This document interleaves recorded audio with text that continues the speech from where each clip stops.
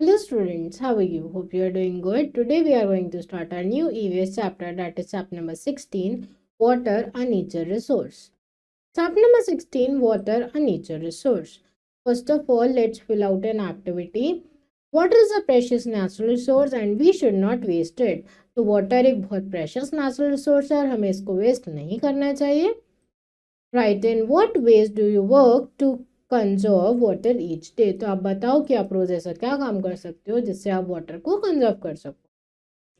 सबसे पहले हमसे पूछा है how can we conserve water in our homes. हम अपने घर पे वाटर कैसे कंजर्व कर सकते हैं. We can close the taps when not in use. तो जब टैप्स हमारे यूज में नहीं है तो हम उनको बंद कर दें, स्पेशली ब्रश करते हुए and not in use. Fine, next आपको बताना है how can we conserve water in our school. आपको एक तरीका ऐसा बताना है जिससे आप अपने स्कूल में वाटर कंजर्व कर सकते हो. Then how can we know our rivers and lakes clean. तो आप जान कैसे सकते हो कि आप अपने रिवर्स को, लेक्स को कैसे साफ रख सकते हो. What should we do to ensure our future has plenty of clean water? आप तो ये इंश्योर करने के लिए कि फ्यूचर जनरेशन के पास इनफ वाटर हो, आप क्या स्टेप ले सकते हो, आपको यहाँ वो लिखना है. फाइन.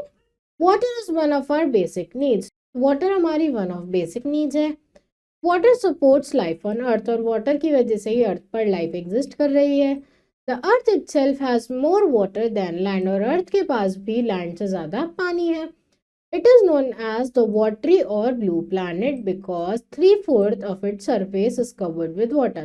हम अर्थ को वाटरी प्लैनेट या ब्लू प्लैनेट बोलते हैं क्योंकि अर्थ का 3/4 सरफेस वाटर से कवर्ड है. People need water for drinking, cooking, bathing, washing etcetera. तो लोग पानी यूज करते हैं कुकिंग के लिए, वॉशिंग के लिए, ड्रिंकिंग के लिए. फाइन. जैसे कि आप यहाँ देख सकते हो अलग अलग एक्टिविटीज में वाटर यूज हो रहा है. Drinking, cooking, bathing, washing. Next is sources of water. Rain is the main source of water. Rain क्या है, हमारी अर्थ पर मेन सोर्स है वाटर की. Most of the rainwater collects into water bodies such as ponds, lakes, rivers and seas. It is called the surface water. ज़्यादातर पानी हमारे ponds, lakes, seas और oceans में जाके कलेक्ट हो जाते हैं. हम इसको सरफेस वाटर बोलते हैं. आपको यहाँ इनकी पिक्चर्स भी दी हुई हैं. Some rainwater seeps into soil and goes below the ground. तो कुछ rainwater soil में से होकर ग्राउंड के अंदर चला जाता है. It is called underground water. और ऐसे पानी को हम underground water बोलते हैं. We dig wells to get water from underground. तो हम wells बना लेते हैं ताकि हम इस underground water को निकाल सकें. We also use a hand pump to draw underground water. हम hand pump की help से भी underground water को निकाल सकते हैं. We get water for our use through taps in our houses. तो हमारे घर में जो पानी हम यूज करते हैं वो हम टैप से यूज करते हैं. Water gets to the taps from tanks, canals, streams and rivers. तो टैप तक हमारा वाटर किसी टैंक, कैनाल, रिवर या स्ट्रीम से आ सकता है. There is water in the sea also, but we cannot drink it or use it to water plants as it is salty. तो अब हमारा पानी सी में भी अवेलेबल है पर हम उस पानी को यूज़ नहीं कर सकते हैं ड्रिंक करने के लिए या पौधों को पानी देने के लिए क्योंकि उस वाटर में बहुत ज़्यादा नमक है, वो पानी बहुत ज़्यादा सॉल्टी है. Water that is not salty is called fresh water. ऐसा पानी जो सॉल्टी नहीं है वो फ्रेश वाटर कहलाता है. We use fresh water for drinking and many other activities. हम फ्रेश वाटर को पीने के लिए और बाकी एक्टिविटीज़ के लिए यूज़ करते हैं. The water in rivers, lakes and pond is not clean and has germs in it. तो ऐसा पानी जो साफ नहीं है उसके अंदर जर्म्स हैं, वो क्या कहलाता है, पॉल्यूटेड वाटर कहलाता है. तो जो पानी हमारा लेक्स, रिवर्स और पॉन्ड्स में है वो क्लीन नहीं है, उसके अंदर कुछ जर्म्स हैं, कुछ इम्प्योरिटीज हैं. Therefore it is not fit for drinking. इसलिए पीने के लिए फिट नहीं है, हम इसको कंज्यूम नहीं कर सकते हैं. Underground water is comparatively better but has some minerals which should be filtered before drinking. तो अंडरग्राउंड वाटर वैसे तो बेटर होता है सरफेस वाटर से पर फिर भी हमें उसको फिल्टर करना चाहिए. Waste of factories and sewage are dumped into it which pollutes the water of rivers. तो हम फैक्ट्रीज का वेस्ट, सीवेज इसको पानी में डंप कर देते हैं जिससे रिवर्स पॉल्यूटेड हो जाते हैं, इनका पानी गंदा हो जाता है.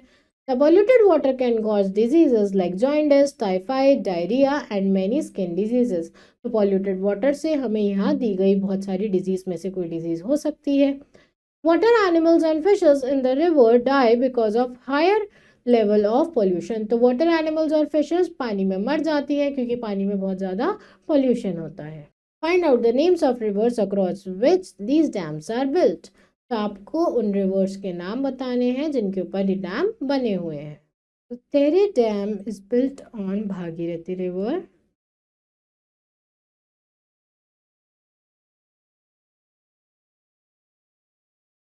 Bhakra Dam on Satluj River. Then Sardar Sarovar Dam, Narmada River. Then Indra Sagar Dam, that's also on Narmada River. Then Hirakud Dam, Mahanadi River. Nag Arjuna Sagar Dam, Krishna River.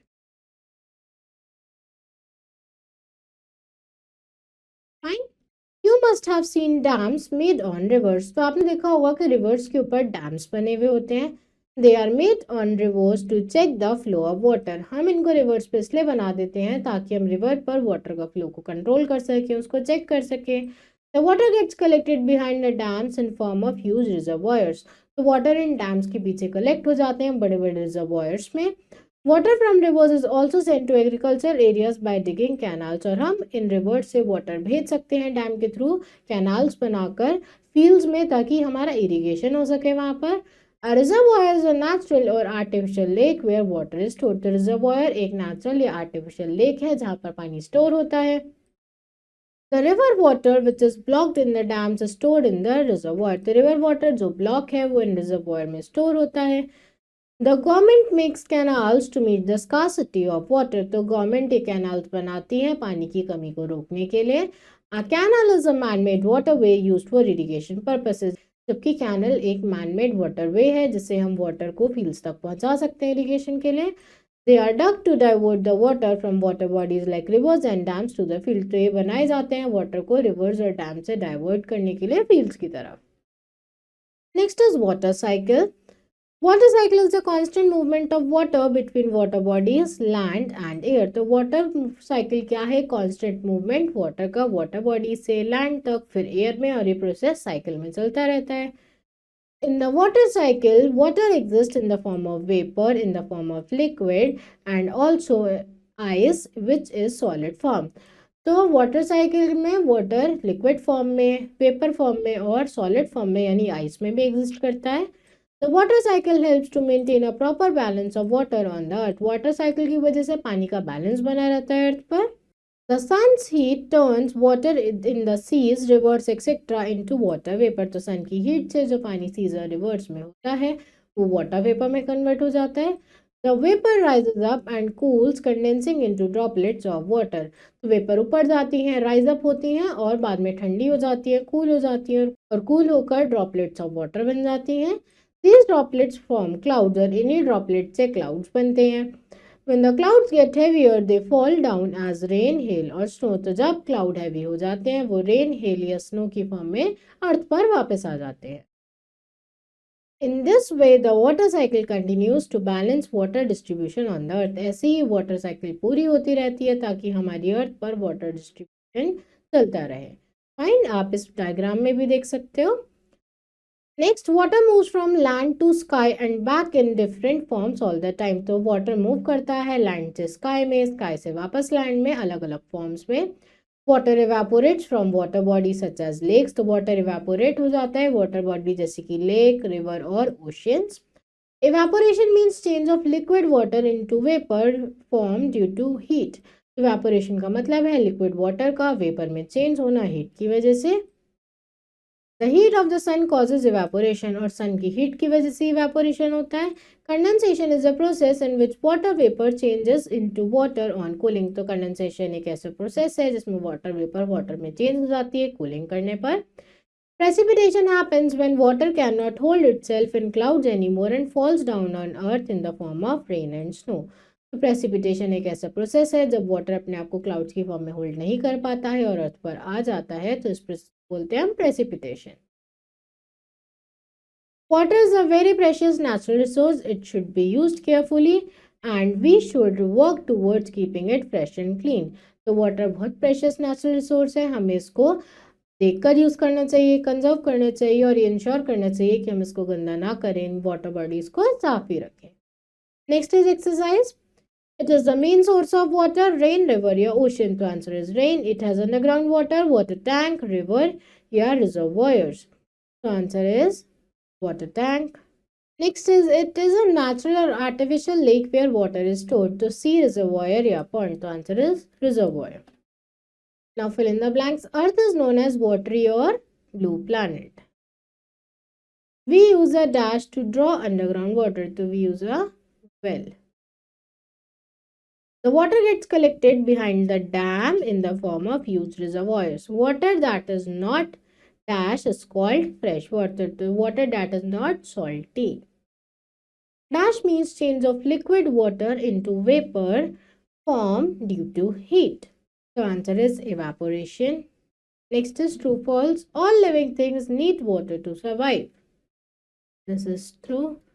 Rainwater which seeps in the soil and goes below the ground is called surface water. This is false. We cannot drink seawater as it is sweet. This is false. Seawater is salty. Underground water has some minerals which should be filtered before drinking. True. We need to store and waste water as it is scarce. This is false. Fine. So class, that's all for today. I hope you understood this chapter. Rest of the exercise you have to fill out yourself. And now we will meet in our next video. Thank you everyone.